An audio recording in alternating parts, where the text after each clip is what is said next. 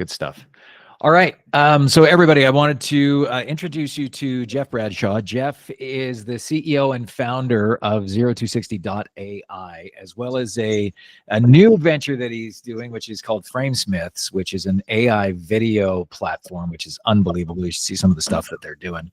They can take basically floor plans of a house and turn it into a virtual tour. It's pretty wicked to see. Jeff is an expert in the AI field, and he's on the cutting edge front line of how fast this thing is changing and all of the tools that are useful not only to us, but to everybody else in the world. And it goes far beyond just ChatGPT. So without further ado, Jeff Bradshaw. Jeff, thanks for joining us today. We really appreciate it. Thanks, Ken. Thanks for having me here, and happy to be talking to everybody. So. Awesome. Yeah, and I think that Ken, you and I were talking about this earlier, and I think it's kind of interesting, the world of AI and how quickly it's moving. And it's funny. I had somebody say, "Oh, well, you're an expert in AI." I said, "Well, I just probably dabble in it more than most people because it's moving so quickly. It's tough to keep up to everything." For sure, for sure. Now, you and I have talked about several tools that can be really effective for the real estate industry. And so why don't we start with just your overview of some of the tools that you think are really beneficial. You know, a lot of people are using ChatGPT primarily, but there's a lot of other stuff out there that isn't just necessarily ChatGPT. And they're not digging as deep as they could into ChatGPT and don't know the capability of these platforms. You want to just start there, and then we'll move on from there? Yeah, absolutely. So I mean, we've talked to hundreds of companies, and we a year ago we said there was a gap growing, and that gap was between those people that use AI on a daily basis and those who infrequently use it or have never used AI. But we're now seeing a second gap, and that gap is people that use AI maybe on a daily basis, but those that only use a fraction of the capabilities of AI. You know, most people, are using AI like a ChatGPT to create content, write a letter, a blog post, update their emails and everything. And I think that's the thing that's such a missing key, from a realtor standpoint, is that there's so much more you can do with some of these large language models, just even from a text content standpoint. I think that if people really start to push the limits on even just a ChatGPT account, you'll start to find that, some of the things that people don't use is the reasoning models and the deep research. A lot of people, when they go into their ChatGPT, they don't even realize when you hit that little plus sign that's there, you've got things like create image, deep research, the shopping research, agent mode, and now they've even got at the bottom, they've got connectors. So, things like deep research, you can go in and you can actually put in a fairly significant prompt to do research on whatever you'd like. We did one for a client that was a property management company, and we said, do a deep research and go into the Calgary market and provide a report on kind of the prediction of vacancy rates in the coming 12 months. And the difference between something like deep research and the reasoning is that there's system one and system two thinking. System one thinking is if I say 2 + 2, everybody in the call goes, great, 4. But if I say, what's the GDP of Venezuela and the predictions for the next 3 quarters, you're going to have to think about it.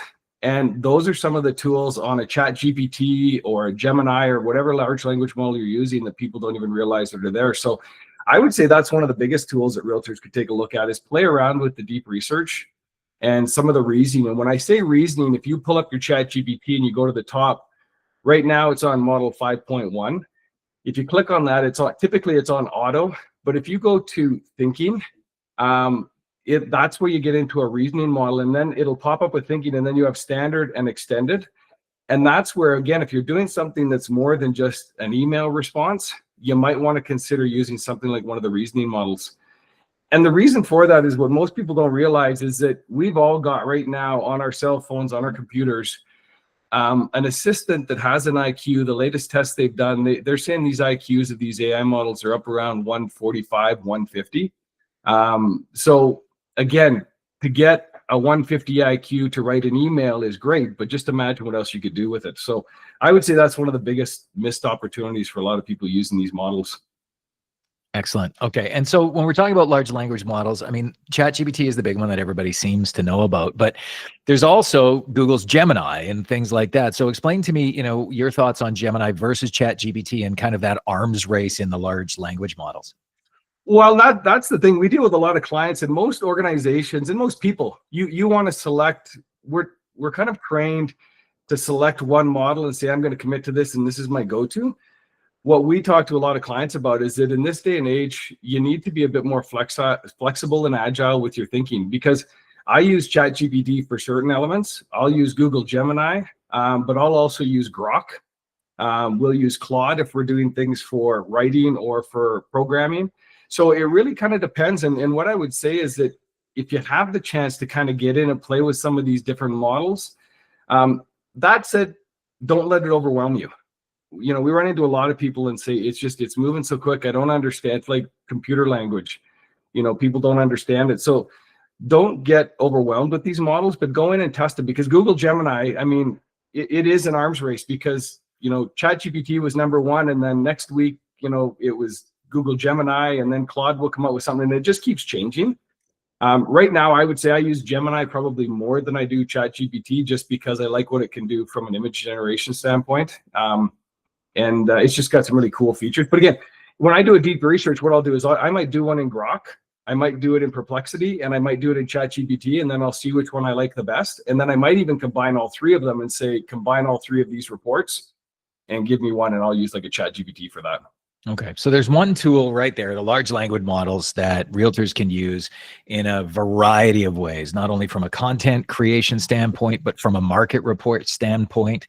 You know, with the proper prompts, you can do market assessments on homes and neighborhoods and create content to send to your clients on a monthly basis for market reports. I mean, there's a lot of things you can do from a realtor standpoint to save yourself some time, so that you're not digging into, say, Pillar 9 or things like that. You can pull all of this information out of ChatGPT in seconds, or Gemini in seconds. I actually am starting to prefer Gemini more, and I find it easier to build out Gemini gems than I do a custom GPT. Yeah. So I'm using Gemini a little bit more than I am ChatGPT myself. Okay, so there's one tool right there. Let's move away from that. Let's start talking about marketing for realtors and tools that they can use that are going to help them in the marketing world. It's going to help them sell more houses, you know, marketing their listings through things like, say, video or virtual tours, and tools that they can use there that can enhance their marketing and then lead them to more sales. Well, again, I would even just, even on that point of the large language models, I would even go back to start to use some of these reasoning models to build out yourself a marketing plan, or do a deep research and say, do a deep research of all realtors in North America and give me some tips on how I could stand out from a marketing standpoint. And then using these large language models for things like social media posts, you know, if you wanted to do something else and really stand out. But then when you get into the image creation, the video creation, ChatGPT for a while there was the best from an image creation standpoint, and Sora, their video model, kind of was ahead. But now with Google Gemini, I'm finding Nano Banana, which is their image gen tool, is pretty amazing. You know, when you talk about creating all kinds of image, whether you're creating a social media post, whether you're promoting a listing, or if you've even got YouTube content that you're putting up using it for thumbnails, it is pretty powerful. And again, it's one of these things where people have to just kind of jump in and don't be intimidated by it and start to play with it. And I mean, Ken, I know you've done a lot of that, but so many people are a little intimidated, and I think you just gotta, jump into the deep end. Yeah, for sure. And just goof around, right? It's a lot of this is like throwing spaghetti at the wall, because this is all moving so fast and it's changing so fast. You just have to try and see what comes up. Okay, so then if that's from a marketing perspective, can you just walk me through, say we're on Gemini and I want to take some stock photos of a home that I've got 20 photos that my photographer sent me, and I want to turn those into, say, a virtual tour. How would I do that using, say, Gemini and Nano Banana? What would I do there? Yeah, and for that, I mean, really, it's just about prompting and really being able to, I mean, Framesmith is our company that does all the video generation, and a lot of people say, like, is it a simple click and it does it all for you? There are models that do that. You can do it with Sora, you can do it with Gemini. What we find is that it's still a little bit in the early stage. So you might do some tests with these models and not get exactly what you want. And part of the reason for that is we're still in a little bit of the Wild West of AI. So a lot of people, we've said, we'll go and produce a video, and they're like, well, I didn't get the results that you guys did. And part of the problem is that we use multiple models. So we might go in and use like a Mid Journey, which is an incredible tool from an image gen standpoint, we might use a nano banana and we might, you know, list out some of these tools. But for me, it's a matter of really, you know, you might have to play with a few different tools to get a walkthrough video like the one that that you saw, Ken, because that wasn't just a point and click. That was kind of a multiple models all working together to get your video output.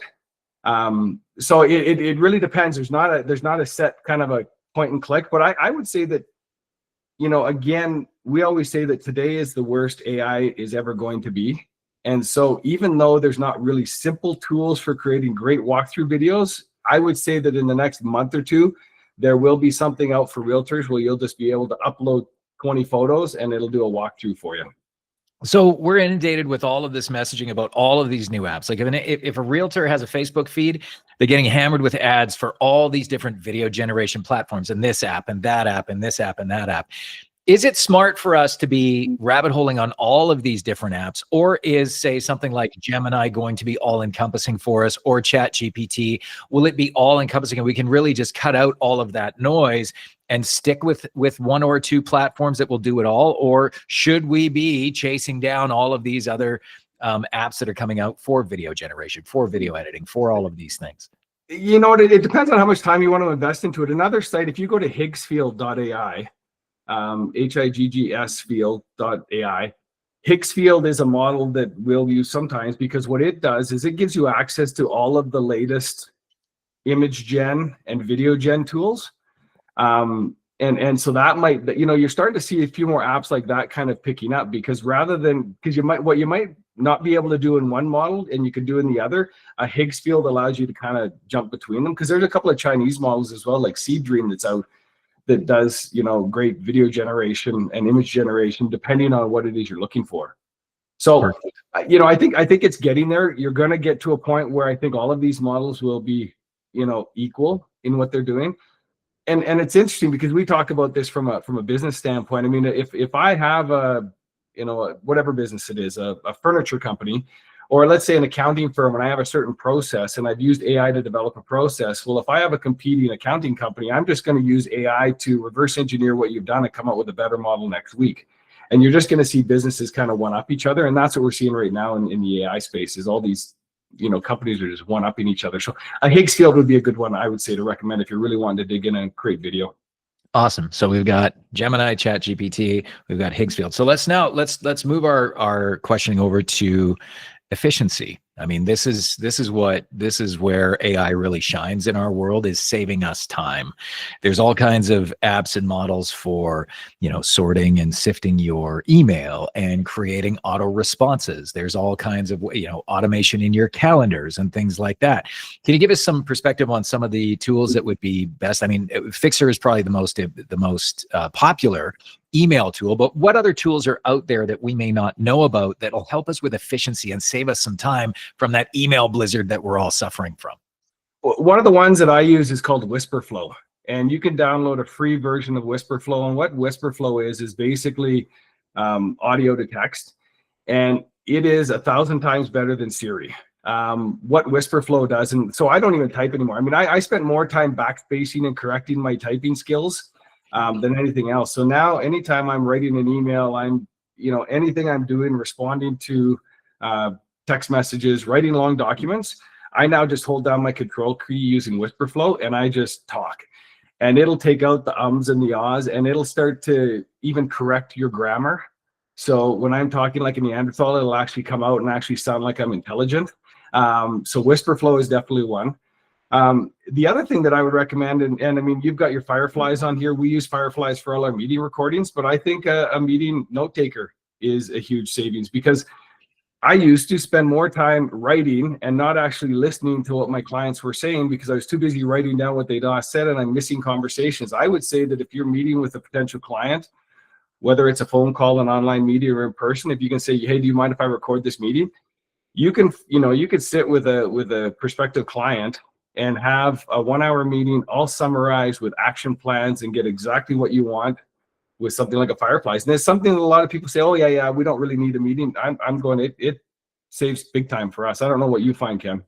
For sure. And that's primarily why I use Google Meet, is because I use the whole Google suite of tools, and the recordings are great. And the note taking is amazing that comes along with the recordings for Google. So Google Meet for me is very simple that way. It takes a ton of notes. So, okay. So Whisper Flow, that would be another one that we can add into the tool here from an efficiency standpoint. Let's move over to tools to use. Say if you've got a website and you want to have maybe an avatar of yourself that can respond to leads coming into your website, or an avatar of yourself that you can actually create video that you can send out to clients, or you can create things like that. That's an actual image of you, but you didn't shoot that video. What are some tools that people can use to create those avatars? What's your favorite? You know, I probably use HeyGen. Yeah. That's probably the one that I've used the most. There's other tools out there. And again, there's different ones being released every day, and it's tough to keep up and actually test a lot of them. But HeyGen is one that's getting better and better. So you can record, you know, with HeyGen, you know, if you get the paid version and you record a longer kind of a 3-minute video of yourself, you can start to get some pretty accurate videos, and then you can actually build that into your system. The one thing I would say with that, though, is that you always want to be cautious to not over AI your business, because as much as it can create efficiencies, it can turn some people off. And I think that that's just something we need to be aware of, because there might be some people that are very tech savvy and go, great, I don't need to talk to you. Just, you know, give me what you want, and I'm totally cool with an AI avatar. Other people might go, ish, I'd rather talk to a human. And I think that's the big thing we're finding right now in the AI space, is that you don't want to just overdo the AI. You need to kind of pick and choose where you want to integrate it to make sure that you're providing your customers with the best possible experience and what they want.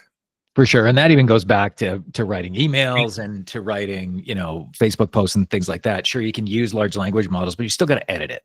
You still got to go back and put it, even if it is trained to talk in your voice, you've still got to go back and proof it and edit it. I mean, it still saves you a pile of time, but you've got to make it in your own voice to make it authentic, for sure. Can't rely on it 100%. Well, it's funny because we've actually got, you know, some clients in the HR space, and they're saying like they get 200 resumes in, and 100 of the resumes have basically the same opening line because somebody's used their free ChatGPT account and it's just written the email or the cover letter the exact same way. So, you know, my business partner, Carl, I always laugh at him because sometimes he'll have spelling mistakes on his LinkedIn post. I'm like, hey, Carl, you got a spelling mistake? He goes, I know. He goes, I just want to make sure people know that I actually wrote it and it wasn't just all AI generated. So, but you do. And you've seen that. Like I made the mistake, and this is a very embarrassing one, but my daughter's 20th birthday, I wrote a little post on Instagram and I forgot do you want me to change the tone of it at the bottom of it? And I copied and pasted it. So my daughter was like, really, Dad? You used AI to write my birthday greeting, but you got to be careful. Hey, at least you remembered to write her a birthday greeting. That's right. You know, I left my daughter's birthday greeting this year till like 8 o'clock at night. And I still had, that was almost a year ago. And she still hasn't let me forget it. So at least she remembered to do it. Yeah. Cool. I think the other thing too with a lot of these tools is that, again, you know, I encourage people to use it, start using it even in your personal lives, because if you can start to understand the benefits. We have a lot of clients we deal with, and they expect their employees to come in and just use AI when they're at the office, but there's really no encouragement to use it outside of the office. So it's kind of like, sure, I'll use it, but I'll just use it because you're telling me to use it. But I think if people could start to find the personal benefits in your own personal lives and how you can create it.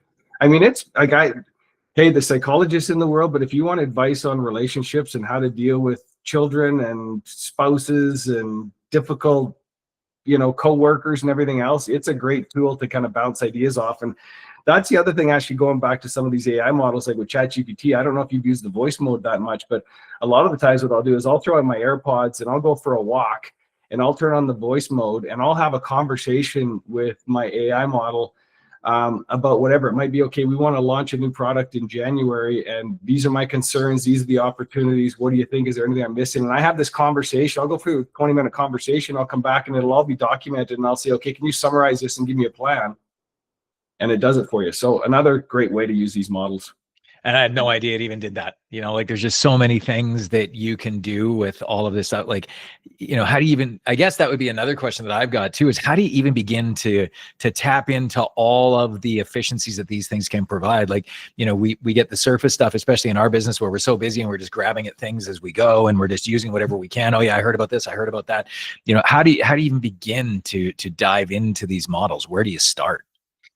Well, again, I said this earlier, but I think the biggest thing is you can't get overwhelmed by it. You can't let it overwhelm you. You just got to take it, step by step. I think the other thing too is a lot of people say, well, how do I learn about AI? And I said, well, use AI.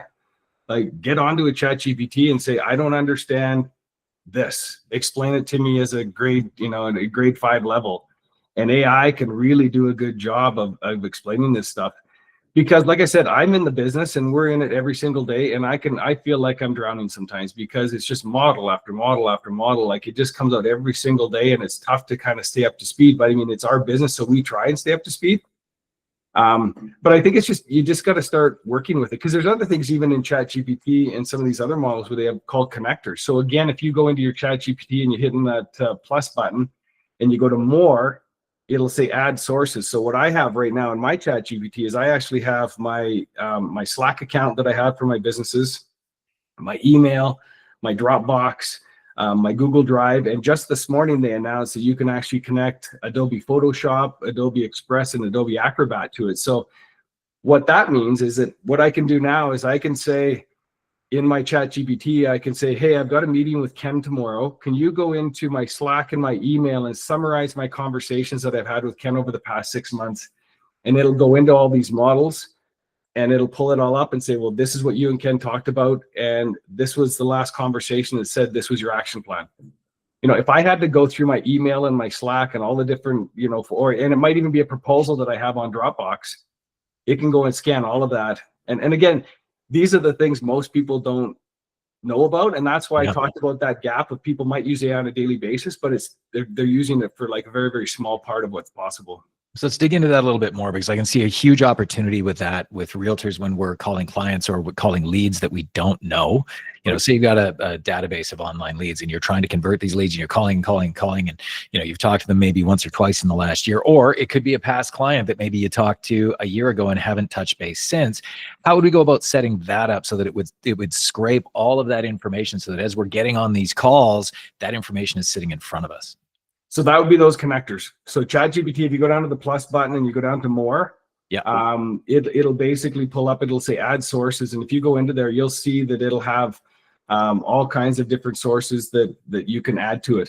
And it all depends on the models. Now, not everything is in there, but for the most part, the main ones like Outlook, Gmail, Slack, you can add SharePoint into there, Teams. So it's just a matter of getting that set up and then testing it, because as long as you have access, like a lot of the corporate clients we deal with put everything on SharePoint. Right. So as long as they open up the gateway to their SharePoint, they can start to ask questions about get documents that they have on SharePoint. So if you're talking to a lead and you want to go back and scan through your email, you just need to add that connector and then test it out. Awesome. That's great. So, we've got ChatGPT, we've got Gemini to check out. We've got HeyGen if we're looking to do an avatar. We've got WhisperFlow if we want somebody to make us a little bit more efficient, say with creating email responses and things like that. And then what was the one that had all of that was a collector of the apps? What did you say that one was? Higgsfield. That would be the next one. Okay, cool. So then, what's coming up next? What is coming down the pipe that you've seen that is really, really cool that we don't know about yet? Well, I would say that agent mode is where the big thing is. Like, if you haven't played with agent mode, and you can't get it, I don't believe, on the free ChatGPT, but if you have the $20 a month plus account, you can go into agent mode, and agent mode is kind of where everything is moving towards. So if you think about it from a realtor standpoint, I would say probably in the next 6 months, there'll be a lot of people. I'll say that, hey, I'm moving to Calgary. I want to live in a trendy community. This is my budget. We're a family of 4. We've got a dog. We like to mountain bike. I put all that into my agent, and my agent will actually go out and might even reach out to a realtor to get the information, or it might go to realtor.com or whatever sites that are out there. It might go to a bunch of different sites and actually do the work on my behalf. And so that is something that it's so new that it's a matter of, well, how do I stand out as an individual realtor? How do I stand out and make sure that those agents are reaching out to me? And I got the answer right now is I'm not quite sure. Right. But it's good for everybody on the call to go, we'll go out and test agent mode. I did an example. I said, I want to go to Maui in January. I want to stay in the Kihei area. This is the kind of condo I want. I want direct flights from Calgary. And I hit my agent mode, and I just sat back, and it actually logged into WestJet, Air Canada, all the other airlines. It told me which days they do direct flights. It went on to Airbnb. It went on to Verbo. It pulled out a list of condos, and it came back and said, well, here's your options. And that would have probably taken me 3 or 4 hours, and my agent mode did it in about 22 minutes. And so agent mode for people that don't know, and you know, correct me if I'm wrong, agent mode is just basically anything that you would use an agent for, like real estate agents, travel agent, that kind of thing. That's sort of the idea, correct? Yeah. It's basically AI doing tasks on your behalf. We deal with another example is we're talking to a lot of grocery stores, and they're like, well, we all got to make our brand stand out. I said, well, in the future, I might put in my shopping list of what I need for groceries and have my agent mode go out and do my shopping, but it might get my toilet paper and my detergent from Calgary Co-op, but it might go and get my ground beef and my bread from Walmart, and then it might go to No Frills to get my crackers and my milk. You know, and so you got to think about it. It's a different way of thinking about how we shop and how consumers are going to shop. And the reason that it's important for realtors to understand this, and for anybody in business, is that you're going to need to meet your customers there. So if you can start to get familiar with how it operates, as the technology develops, you're going to be better off, you know, in a better position to understand as it progresses, as opposed to being on your heels going, what the hell is this agent mode thing? Awesome. So this is one thing I want to ask you, and you may not have the answer to this. This one's kind of out of left field. So SEO is something that we're all familiar with, search engine optimization for our websites. There is a thing, AI optimization. And, you know, if you go in and you search on ChatGPT, the top realtors in Calgary, there's a few that pop up, and they may not actually be the top realtors in Calgary, but they've done a really good job so far of getting in on the ground floor of AI optimization. If we want to take advantage of that and get ourselves ranking in ChatGPT or in Gemini, are there some tricks and some tools that we can use that are simpler, that doesn't, you know, just tell us how we do that. How about that? Yeah, you know what, Ken, and I can't tell you how to do that, because we get that question all the time. And even Carl, who's my business partner, I always say Carl's way smarter than me.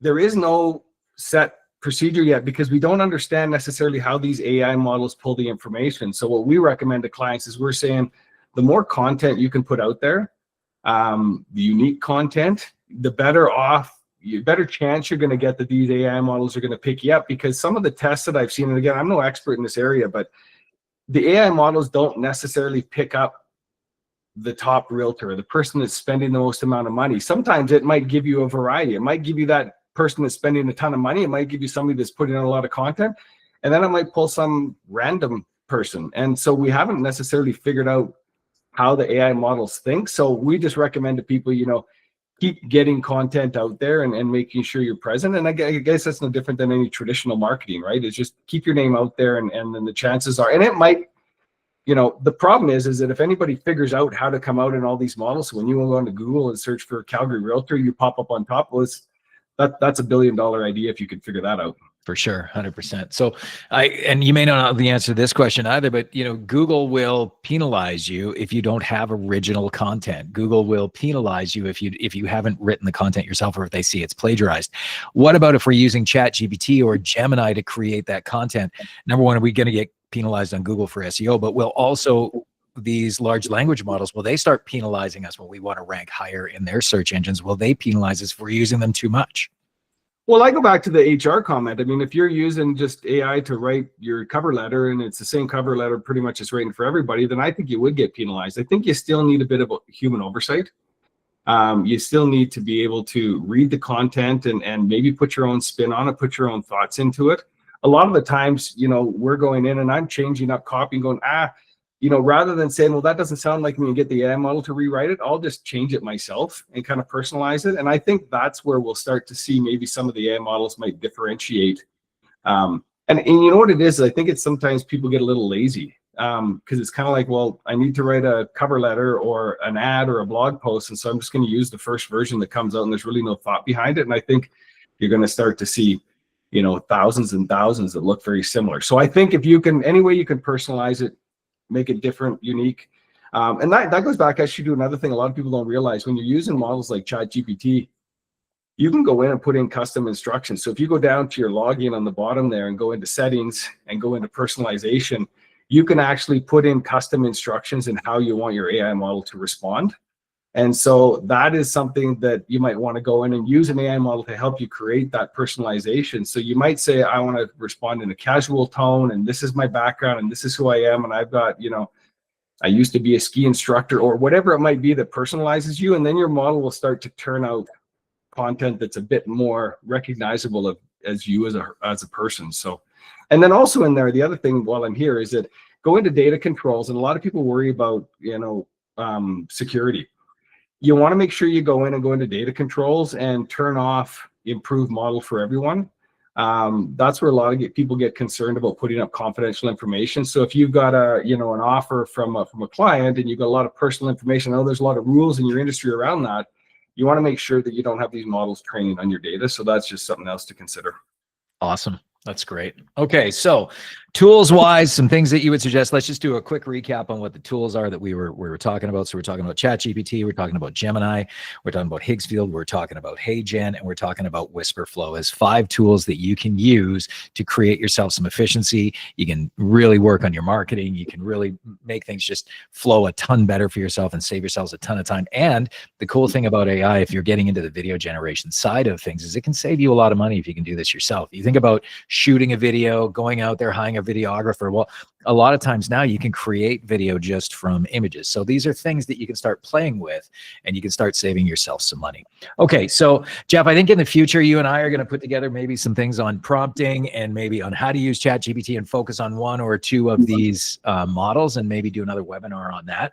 But for now, I mean, we're past 10:30. I wanted to have a good Q&A here for people as well. If you don't have more to share, why don't we open it up to everybody? Everybody put your hand up if you've got some questions for Jeff, and we'll go through these one by one. But you got one more thing, Jeff? Yeah, one thing I was going to add too is if you go into ChatGPT as well, one of the other things is custom GPT. So if you go into custom GPT and go into and search for custom GPTs, you can actually search for Alberta real estate acts and rules. We actually took all of the RECA information from their website and uploaded a custom GPT. And I did it just as an example so that you can now go in and ask any question you want as a realtor, and it'll actually go into the RECA database. Now, we haven't updated it, so I wouldn't, I think we built it about 6 months ago, but that's just another application for AI. So if you want to check that out and you don't want to sift through their website or a bunch of documentation, that's another way you can use it. Now, when you're building those custom GPTs or custom gems on Gemini, yep, you can actually ask the tool, what is the best prompt to build out my custom GPT or my gem, and it'll build it for you. Yep. It's not like you have to know how to code or do any of those things. It'll build it for you if you ask. Yep. Yeah. Very cool. Very cool. Okay. Does anybody have any questions? Justin, you open up your mic. Justin. There you go. Hey, thanks, Jeff, for being here. I appreciate this. Nobody ever really talks about privacy with AI and the data that we store and the data that we use in our emails. And I know EXP gives out I can't remember the lifer, the email sorter. Fixer. It's free for EXP agents. Yeah. I've avoided that because I don't know. I'm one of those guys that doesn't trust AI. But isn't there no privacy issues or anything like that with some of this technology?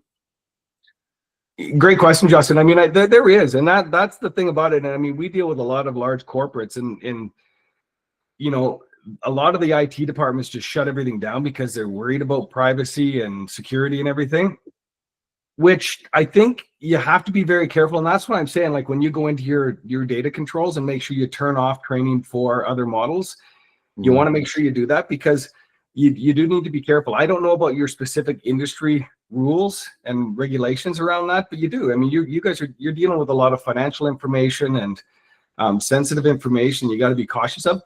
The one thing I can say though is that it's not like if I upload my financials from my company that Ken can go in and say, hey, give me the financials for 0 to 60 and my financials pop up for you. Like it's not a database in that sense. What these models do is they learn from trends and everything. So it's not like I can say, hey, give me Justin's client list because I want to poach his clients from them and it gives me that list. So I think that's the other thing that people need to realize is there's absolutely something you need to be aware of.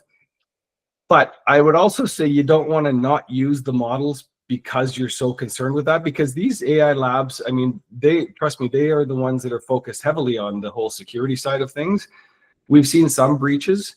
but not a ton. But it is, you know, you got to be careful. A lot of times what we'll do is for clients, when they've got a big financial, we'll say, well, upload your financial data and use something like Claude to go through your financials, but remove any information related to your company, so nobody could track it back to your company. So, but you're right, that's kind of, it's still something that everybody's concerned with. And again, it's the Wild West of AI, so we're not exactly sure, you know, repercussions. So definitely a good question though. Well, there is some good stuff you've given us today, and I will be looking into some of these products. I do look forward to looking at that. Thank you so much for your time. Perfect. Awesome. Thanks, Justin. Travis, you got a question? Hey, what's up, Jeff? Just a quick question on the avatar. I spent a bunch of time with 11 Labs, HeyGen, and then pairing it with the GPT brain, and I've just kind of put it in the closet for now. Are there like prompts or systems for like bulletproof guardrails? I just don't want it arguing about politics. Is Harley better than Victory? I just want it to be like completely real estate based. And no, Harley is not better than Victory. Arguable. Not really arguable, but okay. Yeah. You know what, Travis, I haven't seen any guardrails. And again, I still take a look at this, is that, you know, we get clients all the time saying, hey, we heard about this tool, we want to use it. It's still the early stages, because I use HeyGen, but I'm very like I think it still needs a bit more time before you've actually got the guardrails that you want around that. I think we're getting so excited about this stuff that we expect it to do everything we want, and then we're disappointed when it doesn't. So I would say the fact that you're playing around with HeyGen and avatars and everything, I wouldn't shelve it completely, but I would just kind of keep an eye on some of those developments so you can get those guardrails. The other thing with avatars, we have a lot of CEOs call us and say, well, I don't want to do these, you know, quarterly updates anymore, so do an avatar. I mean, like, well, wait a minute here. So what happens when your disgruntled employee or a competitor gets access to your avatar and says that your stock is crashing? Mm-hmm. You know, nobody knows any different. So if there's a Travis avatar out there, you know, if somebody else gets a hold of it, so you need to be cautious of that thing as well. Totally. Yeah. Awesome. Thanks, man. Cool. Questions from anybody else? Hands up. Nothing? Nada? Okay. Well, we don't have any more questions. We're going to wrap it here. Jeff, thanks so much for your time. It is always a pleasure to chat with you. Again, Jeff is the founder and CEO of 0260.ai, as well as Framesmiths. It's an AI video company as well. And Jeff actually does consulting on, if you're looking for an AI consultant to help you map all of these things out, or to just bounce stuff off, or maybe guide you in the right direction, Jeff does that stuff. So if you want to get a hold of Jeff and you want to talk to him maybe about a plan to help you out with your AI journey, how would they get a hold of you, Jeff? Pretty simple. My email is just jeff@0260.ai. Perfect. All right, everybody, thanks so much for joining us today. We got in just under the 45-minute mark, which is fantastic. And we really, really appreciate you watching today. Again, if you want to get a hold of Jeff, you've got his email, and I'll be in touch to get some feedback from all of you on future webinars. Thanks so much. Merry Christmas to everybody. Thank you.